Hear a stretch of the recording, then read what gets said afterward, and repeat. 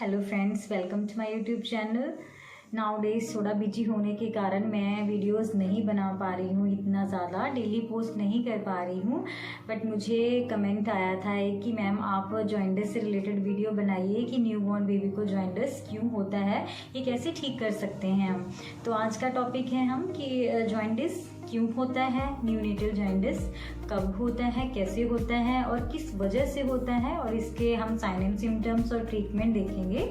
तो मैं आपको बताती हूँ सबसे पहले जॉइंटिस होता क्या है। तो जब बच्चा पैदा होता है और बच्चे के शरीर में एक आरबीसी सेल होते हैं जो ब्लड में पाए जाते हैं, तो ब्लड में आरबीसीज के जो कण होते हैं वो छोटे छोटे टुकड़ों में टूटने लग जाते हैं, जिसको ब्रेक डाउन होने लग जाते हैं।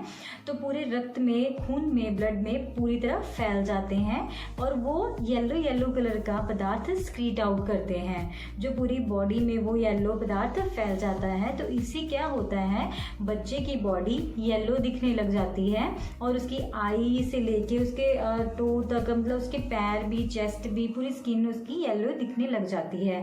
तो यहाँ तक, जहाँ तक अगर पाँव तक हो येलो, तो काफ़ी ज़्यादा बिलिरुबिन बढ़ा हुआ होता है, जिसको हाइपर बिलिरुबिनीमिया बोलते हैं। तो ये क्यों होता है?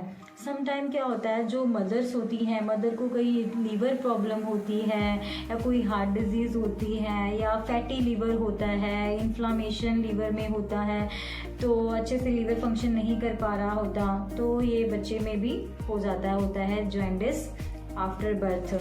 तो समटाइम ये भी होता है कि बच्चे का भी जो लीवर इतना मैच्योर नहीं हुआ होता, पहले जब बच्चा पैदा होता है इतनी उसमें इम्यूनिटी नहीं होती और डाइजेस्टिव सिस्टम भी उसका इतना वर्क नहीं कर रहा होता। तो इससे क्या होता है, न्यूनेटल जॉइंटिस हो जाता है बच्चे को। ये कॉमन है, जो जॉइंटिस है ये बहुत कॉमन पाया जाता है, मोस्टली हर बेबीज़ को होता है।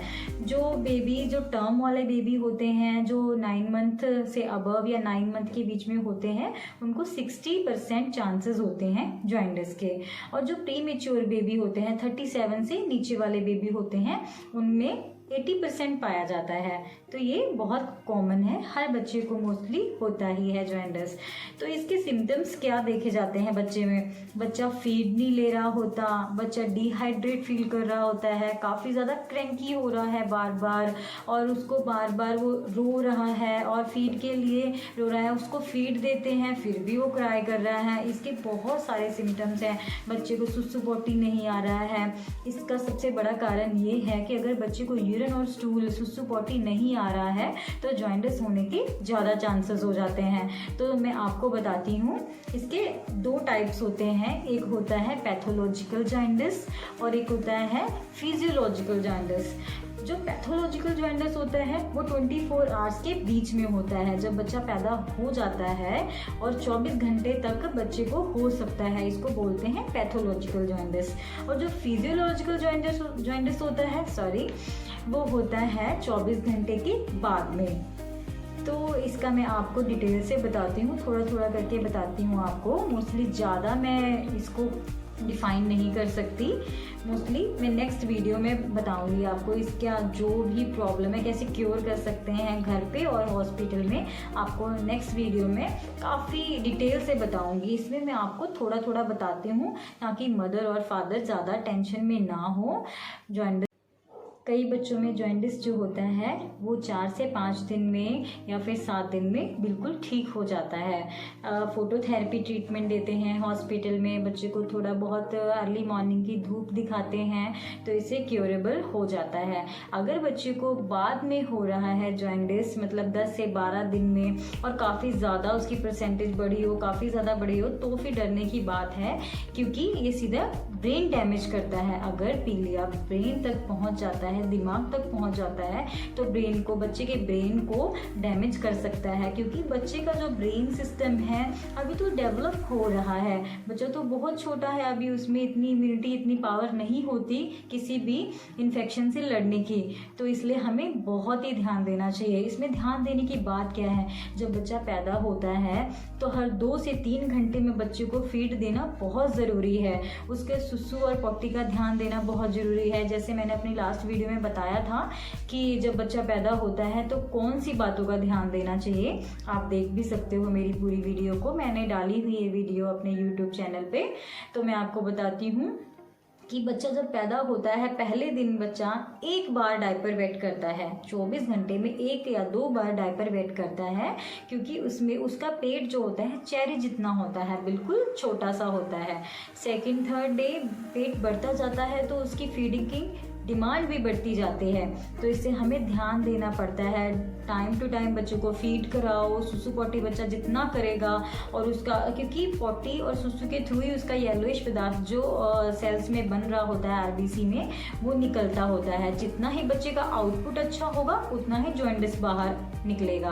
और इसका हॉस्पिटल में क्या ट्रीटमेंट होता है, बच्चे को ब्लू लाइट में रखते होते हैं जिसको फोटोथेरेपी बोलते हैं। इसका कोई नुकसान नहीं होता। इससे क्या होता है, बच्चे को पोटी काफ़ी आती है, सुसु आता है, और बच्चे के जो सेल्स में ब्रेकडाउन हो रहा होता है आरबीसीज में, उसमें जो पदार्थ बन रहा होता है येलो को, उसको कम कर देते हैं, स्क्रीट आउट बाहर निकालने में मदद करते हैं। और इससे बच्चे के दिमाग पे नहीं पहुंचता जो जॉइंटिस होता है। तो जल्दी से जल्दी जिसको पता चल जाता है, डॉक्टर नर्सेस को, स्टाफ को, जो भी हैं हॉस्पिटल में, तो ट्रीटमेंट स्टार्ट कर देते हैं सबसे पहले। तो इससे जॉइंटिस को क्योर किया जा सकता है। और बच्चे को जॉइंटिस मतलब उसमें फोटोथेरेपी में रखते हुए हमें किन बातों का ध्यान रखना चाहिए। बच्चे के जो आई को प्रोटेक्ट करने के लिए बच्चे को आई पैड लगाना ज़रूरी है। और बच्चे को जेनिटल एरिया, चाहे फीमेल हो और चाहे मेल हो, जेनिटल एरिया बिल्कुल कवर होना चाहिए, क्योंकि जो बच्चों के टेस्टिस होते हैं उन पे वो हार्मफुल इफ़ेक्ट डालते हैं। ये मैं डिटेल में आपको बताऊंगी नेक्स्ट वीडियो में, ठीक है। वो जो फोटोथेरेपी की किरणें होती हैं, वायर्स होती हैं, वो बेबी के लिए, जेनिटल एरिया के लिए सही नहीं होती, और ना ही गर्ल्स के लिए। गर्ल्स के वेजिनली एरिया पे और यूट्रस पे इफेक्ट डालती हैं, तो इसलिए हम उस एरिया को कवर कर देते होते हैं ताकि अच्छे से उसको प्रोटेक्ट कर सकें और बेबी को कोई और चीज़ का खतरा ना हो सके। अगर बच्चे का जॉइंटिस ज़्यादा बढ़ गया है, बहुत ही ज़्यादा बढ़ गया है, तो हमें नहीं मालूम चलता कि बच्चे का जो जॉइंटिस है वो उसके दिमाग पे असर कर रहा है कि नहीं कर रहा। तो हमें घर पे क्या ध्यान देना चाहिए। अगर आपको 2 या 3 दिन में, नॉर्मल डिलीवरी में तो वैसे भी 24 घंटे पेशेंट को रखते हैं, सिजेरियन में जो बड़ा ऑपरेशन होता है 3 से 4 दिन तक पेशेंट को हॉस्पिटल में रख सकते हैं। उसमें अगर नहीं दिखे बच्चा पीला, घर पे जाके अगर आपको नज़र आ रहा है कि बच्चे की आंखें पीली हो रही हैं, बच्चे के शरीर पे छोटे छोटे दाने से पड़ रहे हैं, पीले कलर के नहीं बल्कि वाइटिश कलर के होते हैं, उसमें फ्लूइड भर जाता है, और बच्चा सुसु पोटी नहीं कर रहा है, बहुत ध्यान देना पड़ता है स्टार्टिंग में बेबीज़ को 1 मंथ तक, क्योंकि 1 मंथ तक बहुत खतरा होता है बच्चे को जॉइंटिस से रिलेटेड। तो इन सब चीज़ों का ध्यान रखना होता है ताकि बच्चे के दिमाग पे जॉइंटिस ना पहुंच सके। और बच्चे के इनटेक आउटपुट का भी बहुत ध्यान रखना पड़ता है। अगर आपको पीला बच्चा लग रहा है तो तुरंत बच्चे को हॉस्पिटल में लेके आओ और हॉस्पिटल में ट्रीटमेंट स्टार्ट हो जाता है। जब बच्चे का जॉइंटिस बढ़ जाता है, कभी कभी ऐसा होता है कि उसको जितना मर्जी ट्रीटमेंट दे लो, फोटोथेरेपी मशीन में रख लो, इनटेक आउटपुट का ध्यान रख लो, फिर भी बच्चे का जॉइंटिस बढ़ता चला जाता है। तो इसमें क्या होता है, वो दिमाग तक ना पहुँचे, ब्रेन को ना हार्म करे, बच्चे का जो ब्लड होता है वो एक्सचेंज हो जाता है, बच्चे का ब्लड एक्सचेंज कर देते हैं। इससे जो खतरा होता है वो जॉइंटिस का टल जाता है।